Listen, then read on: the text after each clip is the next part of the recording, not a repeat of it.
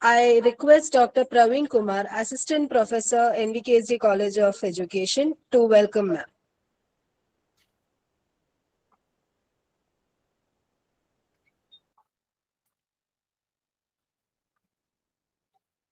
Sorry for the interruption due to certain technical errors. Sir will join right away. Praveen Kumar, sir.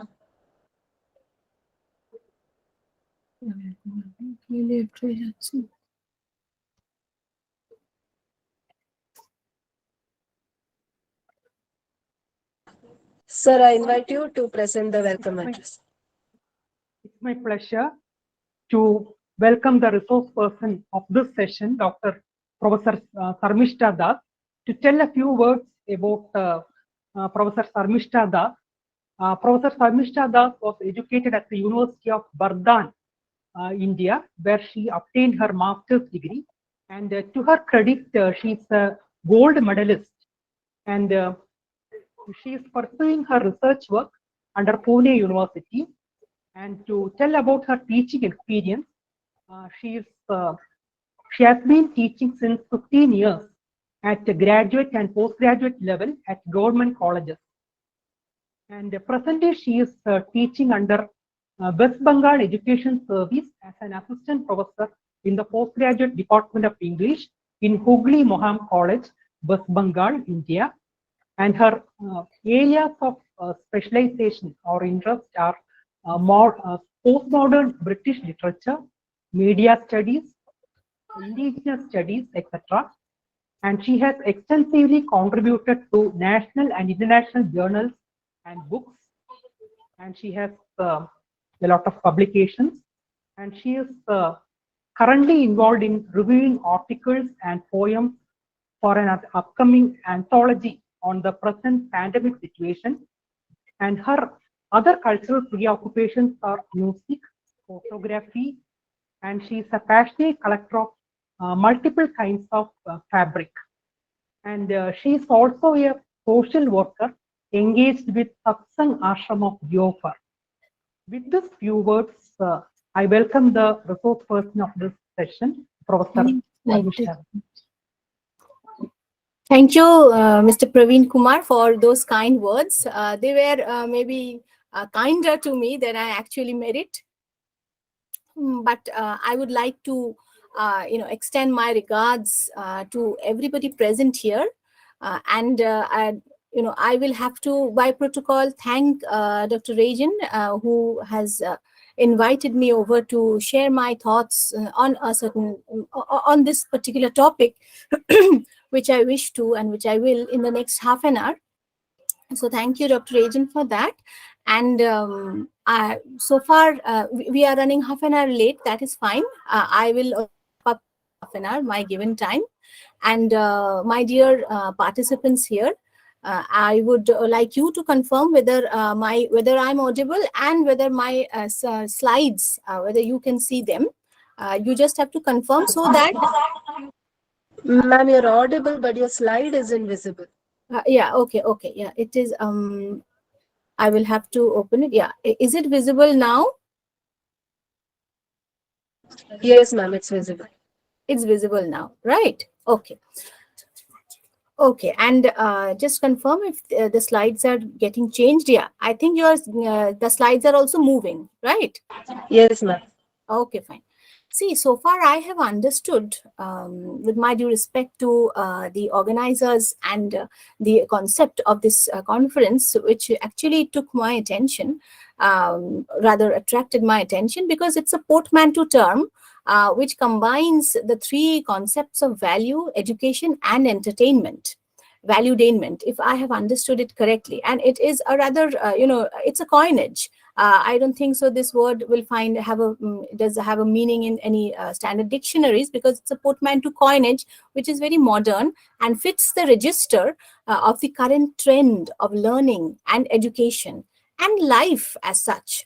And because we now have extended our modes of learning and methods of learning and textbooks are no longer restricted to only printed textbooks. We know that the learning modes have expanded itself to representation of different kinds, and how the curriculum have also become sufficiently advanced and progressive to include films, to include theaters, to include graphics, to include graffitis, to include advertisements, to include media.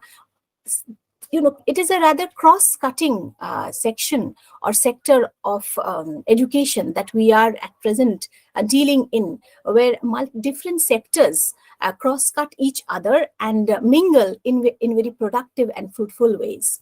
Okay, so keeping that in mind, I have taken up the advertisements that we are all very familiar with, and how advertisements, which are not anything, I would not say that they are meant to entertain us. Definitely the role of advertisements, I'll very briefly talk about that. They are basically interludes. They come in between major programs, but they are simply inevitable, and they are simply persistently and consistently there. You cannot ignore them. If we have to watch our favorite programs, we have to go through them. So it means that advertisements are a very staple part of our life, with or without our wanting it. Okay, and keeping that persistency and its inevitable visibility in media, I think the research that has gone into advertisement is very substantive and is extensive, because after all, advertisements, because by virtue of its extensive presence, has a very powerful impact in constructing ideologies, different ideologies. Now, I will stick to the gender ideology today, and will try and see how the advertisement in its portrayal, how it has gradually developed and evolved over time, moving away from negative stereotypes, from conventional norms, to becoming more progressive, to becoming more conducive to form the female subject, also the male subject,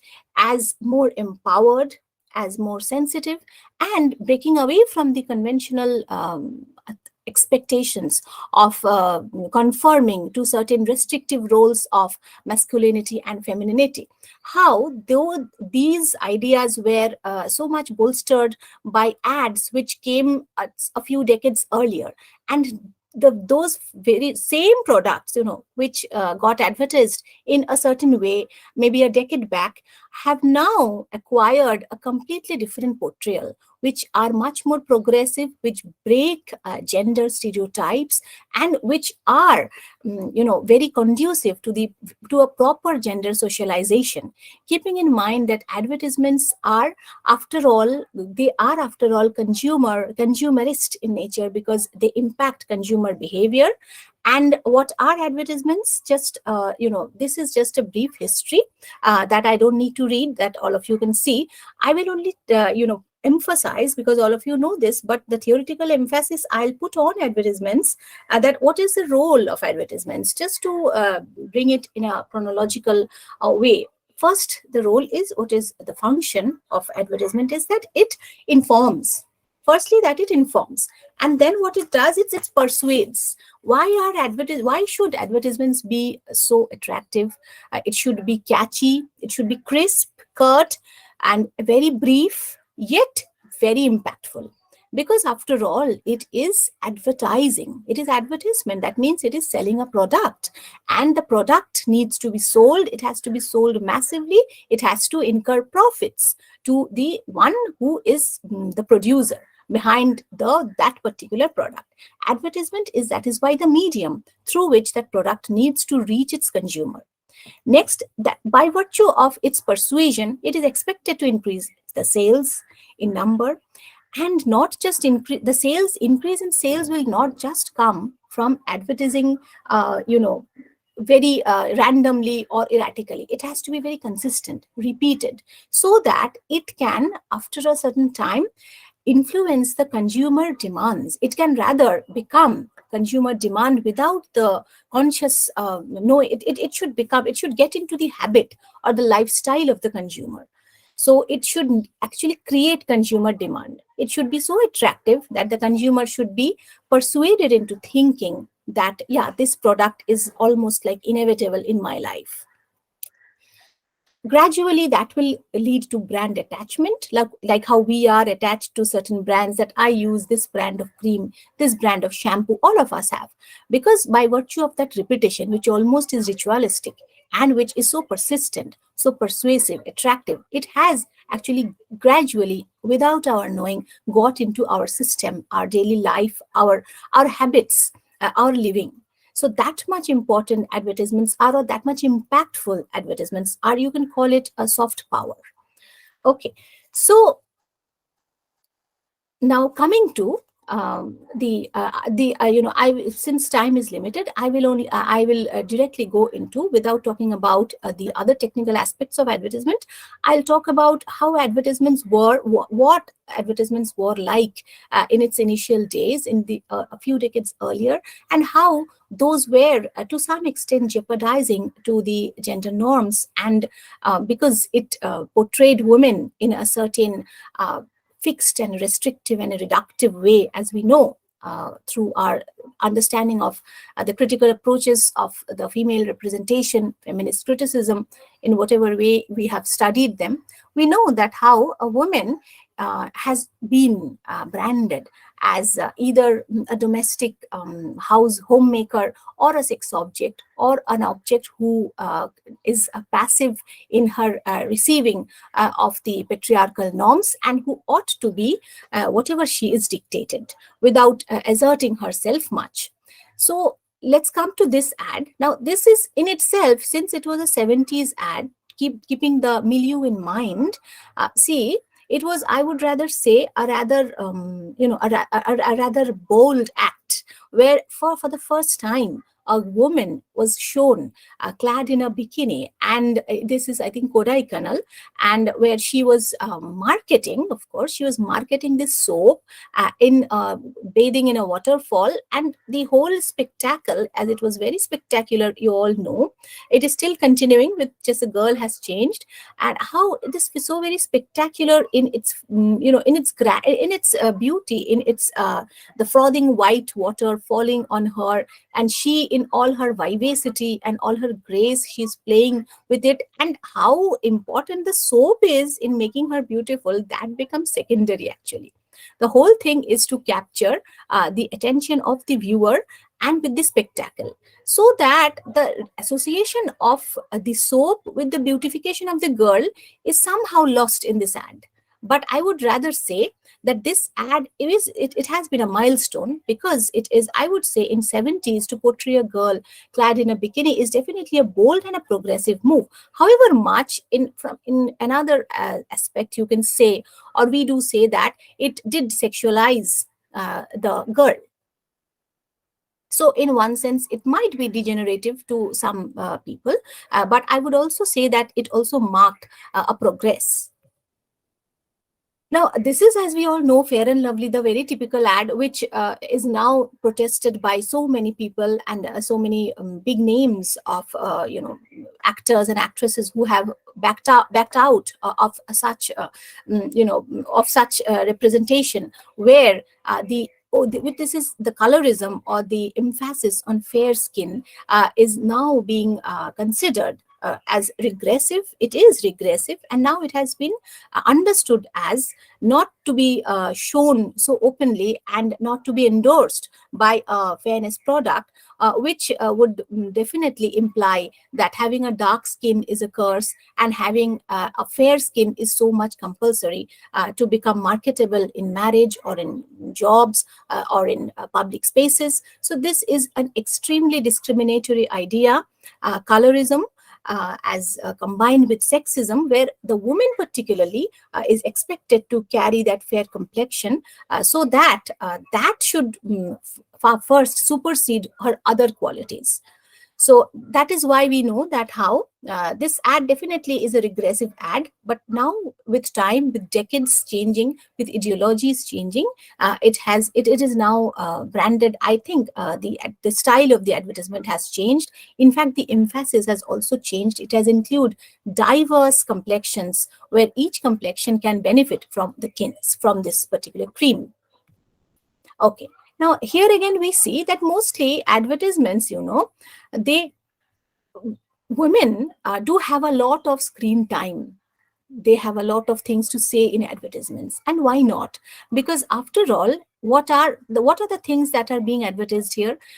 I think the first one, maybe I actually forgot the first one. The second one is understood. It is the Vim liquid. The first one might be, I think, some washing machine, or I don't know, whatever it is some homemade product. So the images of the two women, that is what is very important, because this visibility factor and the image, how the woman is clad and how she is presenting her, how she is enacting her role. She is enacting her role as a homemaker. Well, there is no harm there, because after all, women are homemaker, and it is a very respectable position to bear with or carry. But the emphasis on the women having the final say in choosing the particular brand of dishwasher, or a particular brand of geyser, or a particular brand of air conditioner, or a particular brand of pickle. So it can range from a small to the big item that are necessary in our houses. What is remarkable here is that why women have been given the footage here, why they are enacting the central role, is because they are the ones who take the final decision. So in one sense, even if we can say that they have been stereotyped here as being restricted to the domestic space, in another perspective, they are also shown as the sole decision maker of settling on the particular brand of dishwasher or a particular brand of homemade product, home product, which is supposed to come to her family. So that also gives a certain, progressiveness, a certain leverage to the position of the women in the home front. So in both ways, advertisements have impacted the representation or impacted the image of a woman as both stereotyped woman who is a homemaker, and also an empowered woman who, even within the limits of her home, is a decision maker. Okay, now this is something, these are, can be read in multiple, can be interpreted in multiple ways. See, all of you, or everyone have among here present here have understood, and I think we also remember these ads, and the sexuality quotient of each of these ladies, who are all very well-known figures, is so evident that it is very clear that the marketeers have actually banked upon their sexuality, their appeal, their seductive power to market these particular products. One is a fruit juice, another is a I think perfume or deodorant, and the other one is a Cadbury. So apparently the products are innocuous. It is not a condom ad, right, that it has to come in such a avatar. These templates are so very seductive that they hardly justify the product's usage, isn't it? Because after all, a fruit juice is meant to enliven us, refresh us. Cadbury is equally inevitable in our lives. We all love it. And the deodorant is also equally necessary. So in order to market these, taking recourse to sexualizing overtly the female actresses, and I mean the femaleness of the actress is so much exposed and exploited and represented here, that this is difficult, this is really uneasy for the audience to accept, and this actually merits a protest. And I think gradually also these kind of ads are fading away, which has actually so much sexualized the character there, or rather the woman there, that the focus has actually shifted from the product to something else. And this definitely spreads a very negative message. Okay, so now we know that there has been protests. After all, whatever the milieu is, their loopholes, the flaws and the fallacies of the milieu, they will be understood by and by. Protests will come, and rectifications and modifications will be made, and that has happened in the domain of advertisements extensively. Sufficient research has been directed into what actually appeals, and definitely sexualizing women or sexualizing man, even sexualizing man, which is an equal concern, matter of equal concern, because a man shown too much in his alpha male or masculine avatar is a very negative impact on a growing boy, who would be misled into thinking that to become a man would mean to become so much masculine, which is very unjust.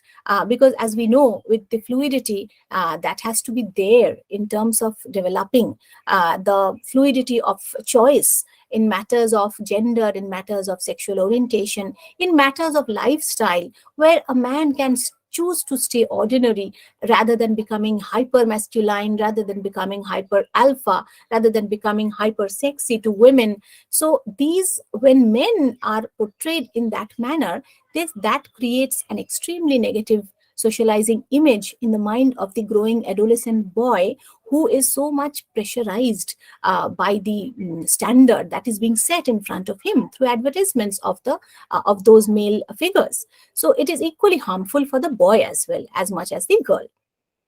So protests have always been there, and which has now definitely derided anything that discriminates, anything that is negative in its portrayal, that it would bolster a negative image, or rather a standard which is unreal, which is not necessary, and which might hamper or retard the growing child and the growing girl, growing child, whether a boy or a girl, and give her a very wrong perception of a wrong standard. So that has to be looked into, and that has to be curbed.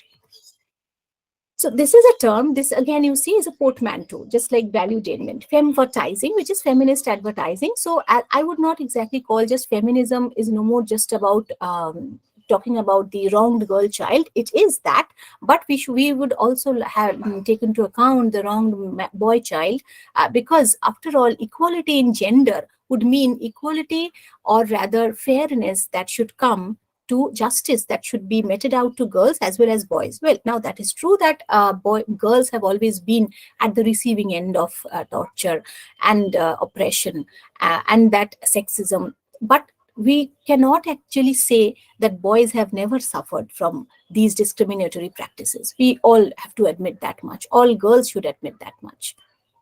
So as you can see that now again coming back to the advertisement sector, we can see that how women are, now the key audiences of advertisements, and that the sufficient research has gone into thinking, legislative measures has been taken, executive decisions has been made, and marketing strategies have been changed. Let's see how this changed marketing strategy now represent women.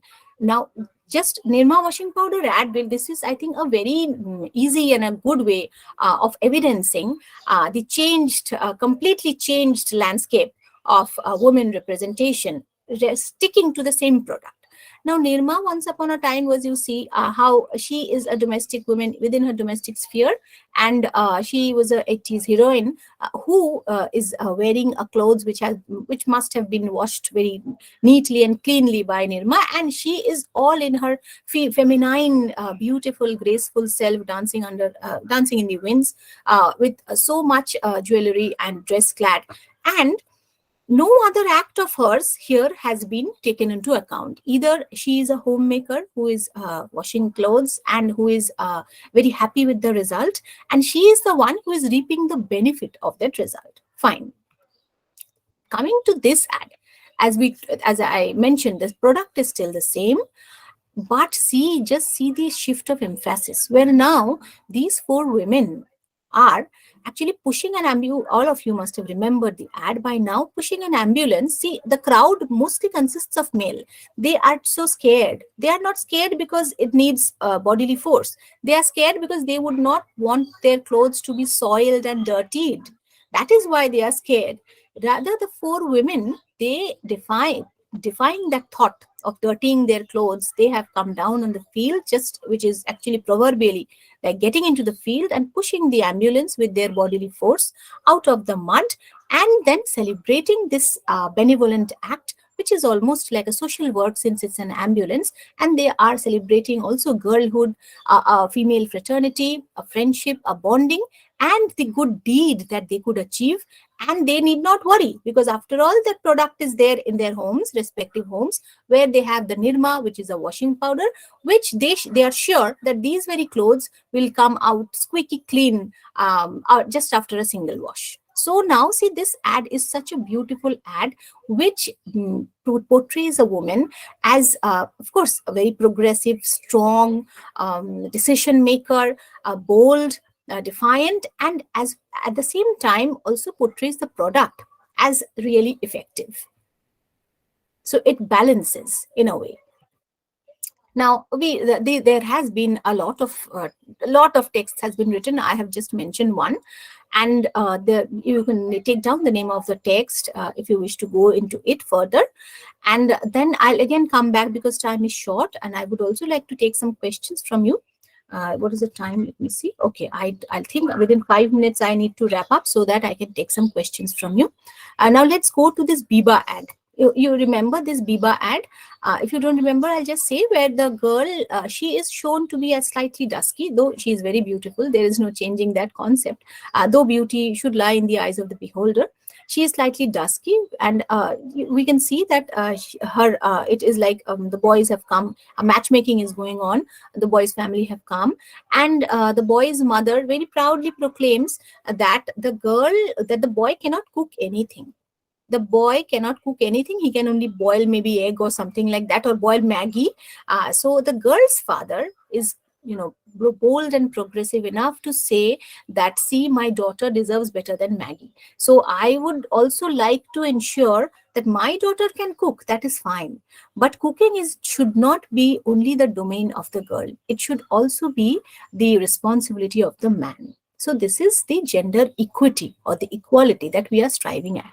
And the boy, in a very beautiful gesture, he simply tells that, come, yes, uncle, I have understood your point. Please come to our house after 10 days so that I can actually learn to cook something better, something more complex and something more elaborate, better than Maggie, and prove that I'm also eligible to become your son-in-law. So it is not just the girl who has to prove her eligibility in terms of cooking, in terms of looks, in terms of homemaking abilities, but the boy also the would-be groom will also have to prove that he is also a homemaker, a cook, a man who can keep the family, keep the home front beautiful, balanced, and well managed. So it should be where labor will be beautifully divided between both, as both are professionals. So both should also take the accountability of running, or responsibility of running the home together. It should not fall on the shoulder of the woman alone, which actually is the reality quite often, as we know. Now, the Fair and Lovely ad, we spoke about it a few minutes back, and how it was at that time, and now how the emphasis is that using Fair and Lovely and getting married immediately, becoming fair, should not be a deal for the girl. The girl has made the father understand that how she would rather first become equal, not in terms of her beauty, or she would not rather be the perfect wife, in the perfect bride rather, by becoming fair and beautiful and lovely, but she would rather prefer to become equal to the would-be groom, who is supposedly working in a very highly placed company with cars and houses. So she would also actually acquire for herself all those things. She would step out of her domestic space, and she would step out in the job market. She would take initiative into buying for herself and her family all the material things, the luxuries that a boy is expected to get. And it is only then that she will consider the prospect of marriage. So it is more an ad of girls, a woman's approach to life, approach to marriage, approach to eligibility, approach to equality, rather than just a Fair and Lovely ad. this is also something very interesting, because we know, see, boxing, women have been in games since many days, that we all know.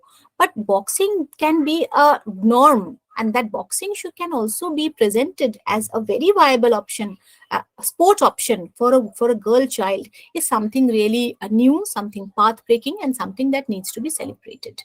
And this is the Complan ad of the 1980s, where there was no such thought of making a statement. I'm a Complan girl and I'm a Complan boy, and that they were growing up. But here they are not just growing up, they are gaining in strength day in and day out by using the same product of Complan or Bonvita, some health drink.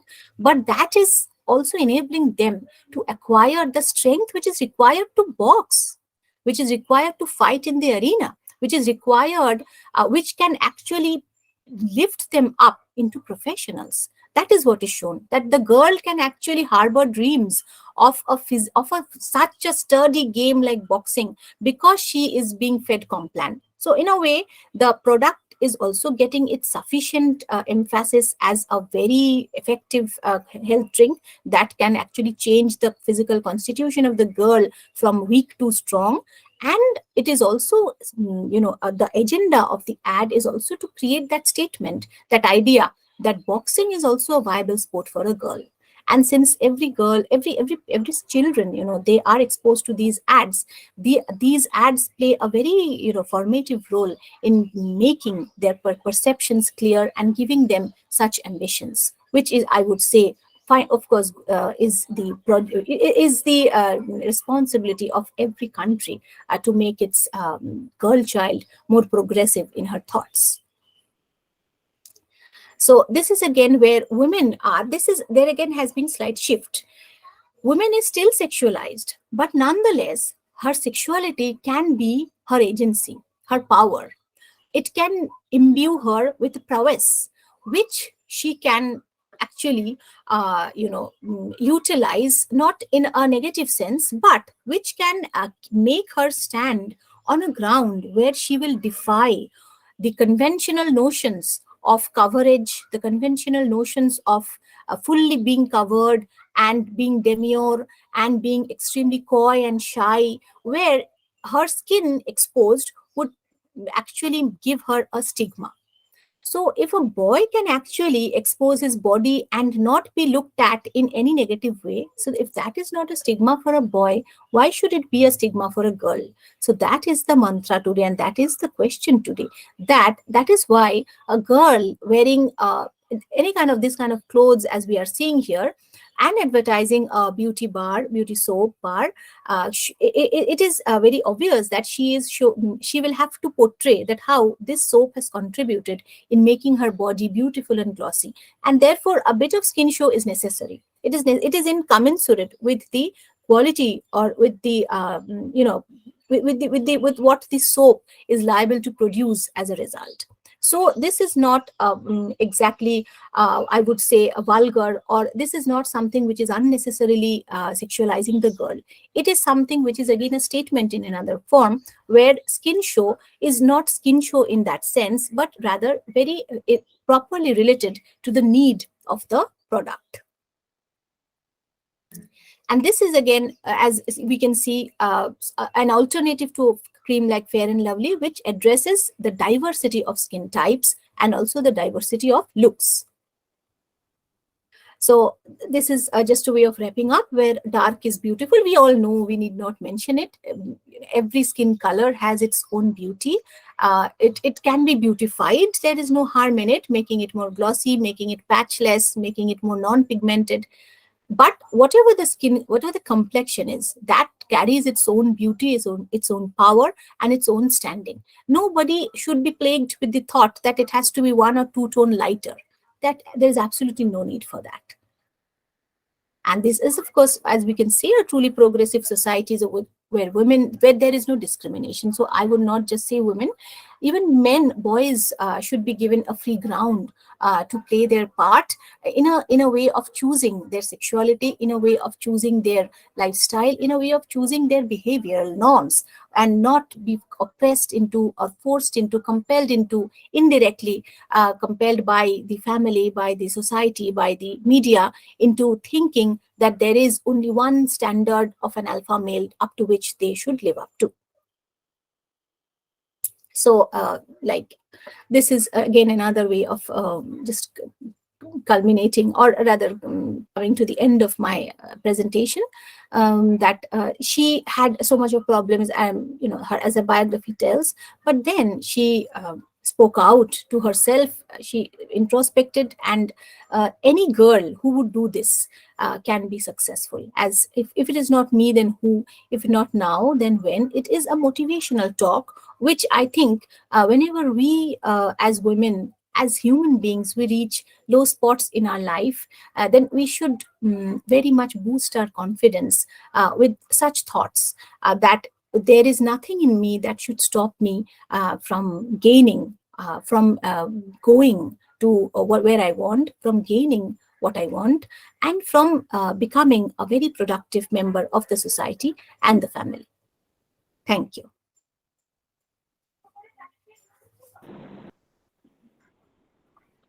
Thank you, ma'am. Thank you so much. Really, ma'am, your presentation is really an eye-opening one and entirely different topic, which is really a needful one in this digital age. Now, for this, to give a sincere thanks to you, I call Anupriya of First Emet NVKC College of Education to extend a grateful thanks to you, ma'am.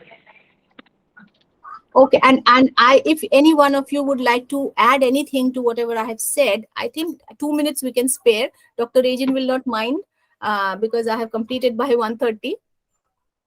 I would like to, take any, I mean, anybody of you would like to add, not questioning or anything, your observations.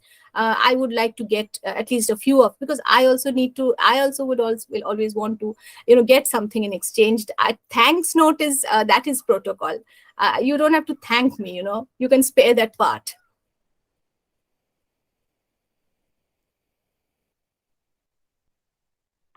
Anybody, please, I would like your observations on this idea, which is everyone's idea.